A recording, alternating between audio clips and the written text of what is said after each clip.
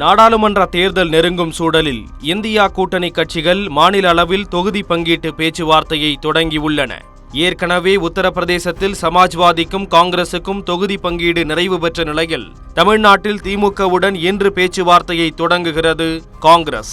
இதற்காக இன்று சென்னை வரும் காங்கிரஸ் தேசிய பொதுச் செயலாளர் முகுல் வாஸ்னிக் தலைமையிலான குழு தமிழ்நாடு காங்கிரஸ் நிர்வாகிகளுடன் ஆலோசனை நடத்துகின்றது. அதன் தொடர்ச்சியாக பிற்பகல் 3 மணியளவில் அண்ணா அறிவாலயத்தில் திமுக எம்பி TR பாலு தலைமையிலான தொகுதி பங்கீட்டு குழுவுடன் பேச்சுவார்த்தை நடத்தவுள்ளது. அப்போது கடந்த தேர்தலை போன்றே தமிழ்நாடு புதுச்சேரியில் 10 தொகுதிகளை கேட்க காங்கிரஸ் திட்டமிட்டுள்ளது.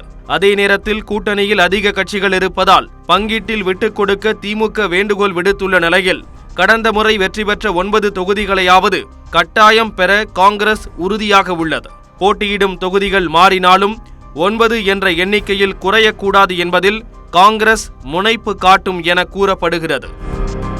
இன்று நடைபெறும் பேச்சுவார்த்தையில் 16 தொகுதிகள் கொண்ட விருப்ப பட்டியலை திமுகவிடம் காங்கிரஸ் வழங்க உள்ளதாக தகவல் வெளியாகியுள்ளது.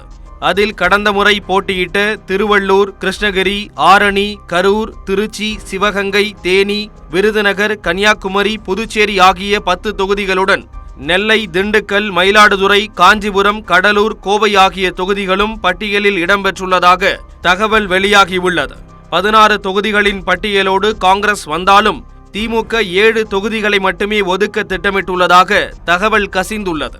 இன்று நடைபெறும் முதற்கட்ட பேச்சுவார்த்தையில் தொகுதிகளின் எண்ணிக்கை உறுதி செய்யப்படும் என்றும் எதிர்பார்க்கப்படுகிறது. இதனை டெல்லியில் உள்ள தலைவர்கள் உறுதி செய்த பிறகு எந்தெந்த தொகுதிகளை பெறுவது என்பது பற்றி பேசப்படும் என கூறப்படுகிறது.